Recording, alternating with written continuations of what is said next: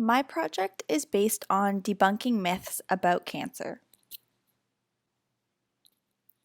I chose to focus my project on myths about cancer because in today's age, social media plays a huge role in the spread of misinformation. Posts sharing false information typically receive thousands of more likes than educational posts. So much so that social media outlets like Instagram have developed a false information label in hopes to reduce the spread of fake news. The captions you see on this slide are actual news titles I have found online. In fact, before pursuing science, I fell victim to reading many misinformed articles about cancer. This is why with my project, I wanted to create a video series that debunked some of the top spread myths about cancer. The goal of my project was to create an accessible video series debunking common myths about cancer in hopes to educate and influence the public. Before deciding what myths I was going to debunk in the video series, I chose to create polls to post on my Instagram and Facebook stories. These polls had over 320 people vote. I also created a Google Forms survey to share on my Facebook, as well as Dr. Porter's Facebook. This survey received 225 responses. First, both the polls and the survey asked a couple demographic-related questions, such as where are you from and have you completed any post-secondary education. Then they proceeded to ask, do you agree with the following statement, and listed each myth. These 4 myths were the top most believed amongst my Instagram and Facebook followers. As someone from Northern Ontario, the majority of people voting in these polls were 18 to 30 years old, from Northern Ontario, and had completed some form of post-secondary education. Looking at the results here, we can see almost half of the people voted believed there is a hidden secret cure for cancer. I think this goes to show how much work we still have to do when it comes to educating the public about cancer and its research. We need more people to trust science, but with that being said, we need to show them why they should. These 4 myths were the top most believed amongst the people who completed the survey. The majority of people who had completed the survey were 45 to 54 years old, from Northern Ontario, and had completed some form of post-secondary education. From both the polls and the survey, the top 4 most believed myths were the same. But amongst the older population who completed the survey, 21% of people believed there is a hidden secret cure for cancer. We can compare this to the younger population who voted on the polls, where 43% of people believed there is a hidden secret cure for cancer. This could be attributed to the younger population being more prominent on social media and the majority of misinformation being spread through social media.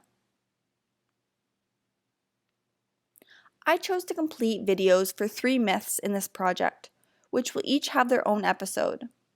I researched the origins of each myth and why people believe it, then compiled a short script debunking the myth.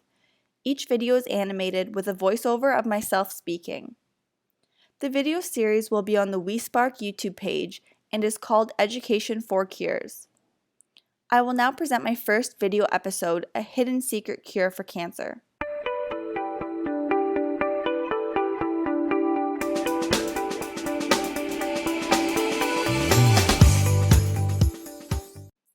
When we think about the idea of a hidden secret cure for cancer, it may be helpful to first think about whether there can ever be one single cure for all cancers.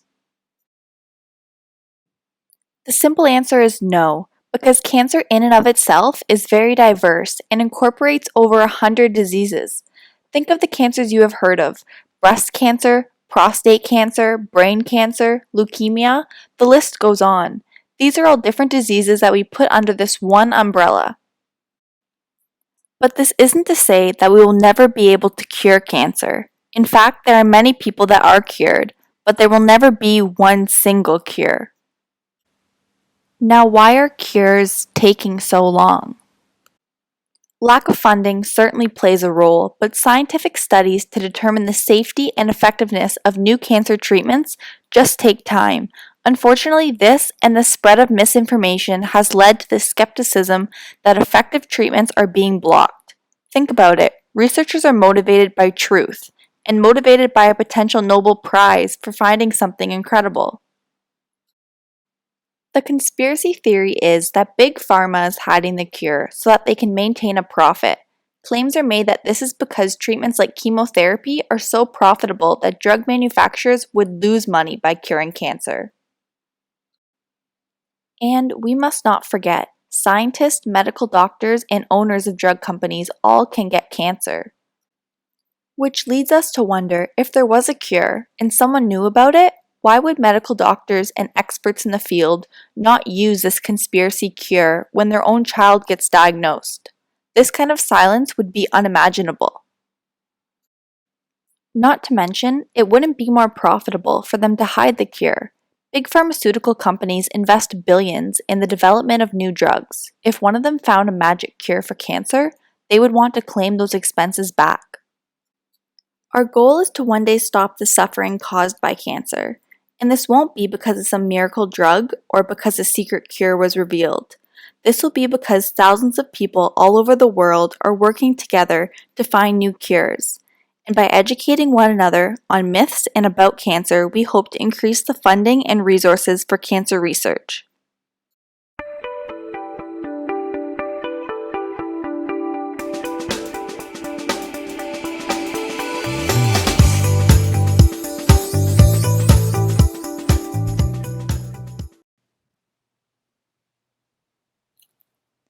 Thank you for listening, and be sure to check out all the videos on the WeSpark YouTube page.